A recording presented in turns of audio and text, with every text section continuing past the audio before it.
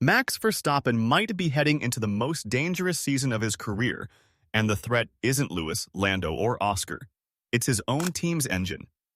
As F1 races toward the 2026 rule change, Red Bull is under suspicion in a fresh engine controversy. Mercedes are being tipped as power unit kings, and the FIA has an emergency meeting tomorrow that could decide who dominates the next era. If Red Bull get this wrong, Max's future and his legacy could change overnight. So let's break down what's really going on with Max Verstappen and this whole 2026 mess, because this isn't just engine talk. This is the kind of situation that can decide whether the most dominant driver of this generation keeps winning, or suddenly finds himself stuck in the wrong project at the wrong time.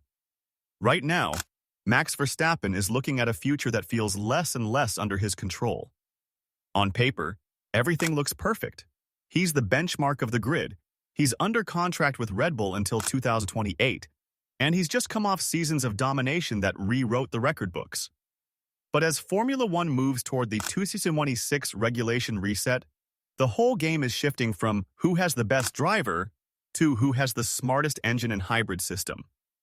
And in that game, it's no longer clear that Red Bull are the ones holding the strongest hand. The big story hanging over the paddock is the alleged compression ratio loophole. The rules say the engines must run at a maximum compression ratio of 16.1, but the check is done at ambient temperatures, in controlled conditions. The rumor is simple and scary.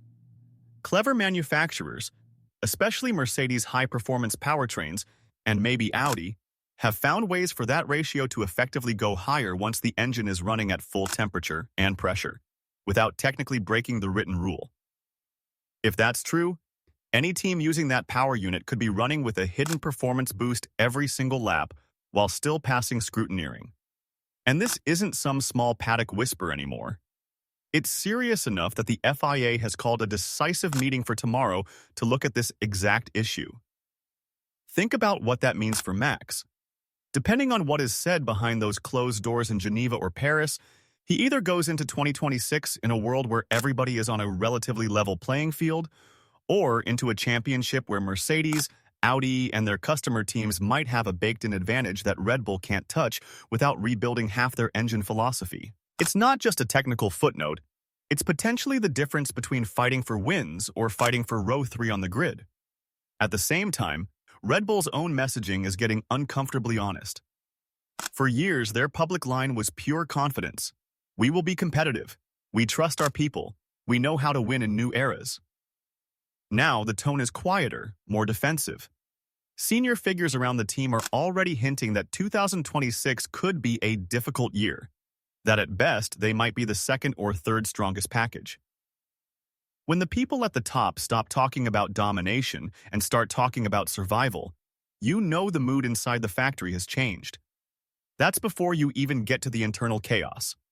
The Red Bull Max joined as a teenager is not the Red Bull he is walking into for 2026. Dietrich Mateschitz, the founder whose vision created this entire project, is gone.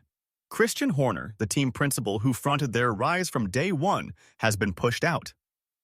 Helmut Marko, the man who discovered him, mentored him, and protected him through every political storm, is leaving his role. Adrian Newey, the genius behind so many legendary cars, is building someone else's future now.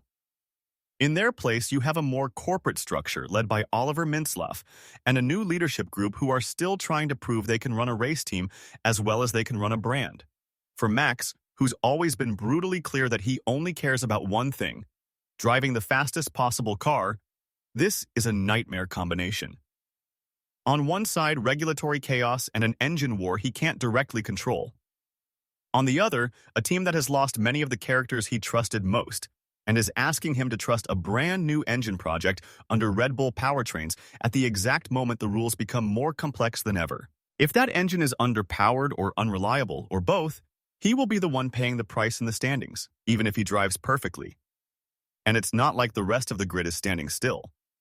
Mercedes have been quietly rebuilding since their own fall from the dominant hybrid era.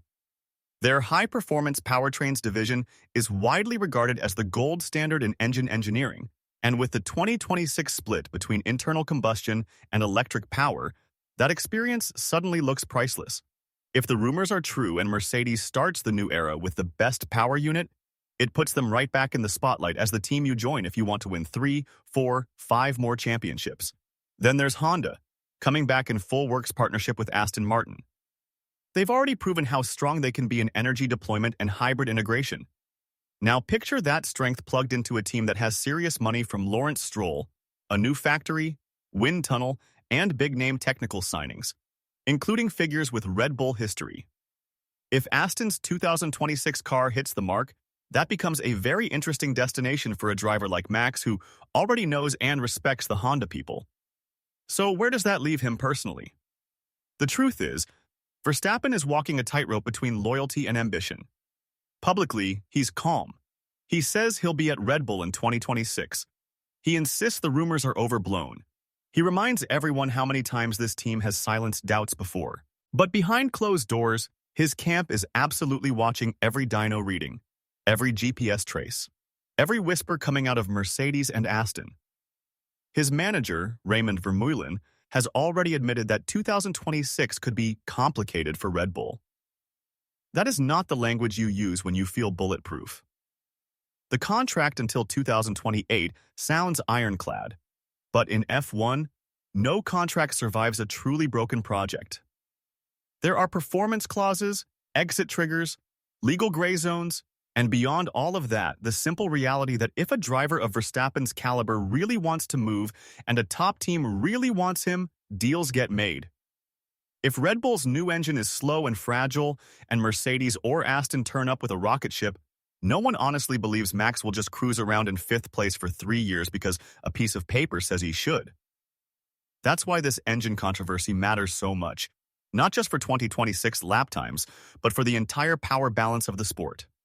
If the FIA comes out of tomorrow's meeting with tough enforcement and tighter testing, some of the rumored advantages could be wiped away, and Red Bull might feel they're still in the fight on raw engineering talent. If instead the rules stay loose and half the grid quietly converges on the same compression tricks, any team that hasn't cracked that code risks starting a new era already one step behind.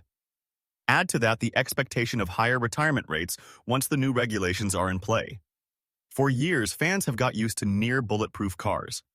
DNFs are the exception, not the rule. But new power units, new hybrid systems, new cooling requirements, and more aggressive energy deployment mean we're heading into a season where mechanical failure could suddenly become normal again.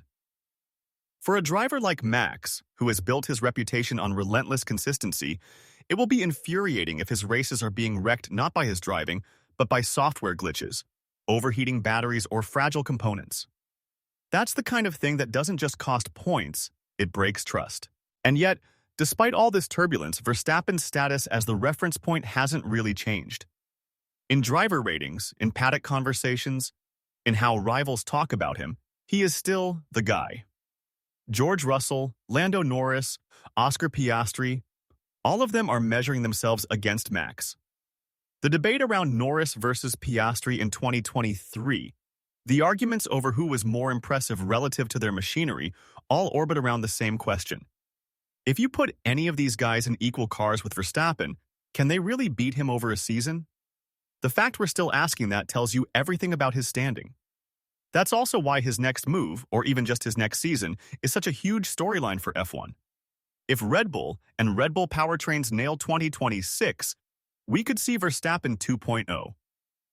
Older, even more complete, heading into a second dominant phase of his career with a fresh set of regulations to exploit.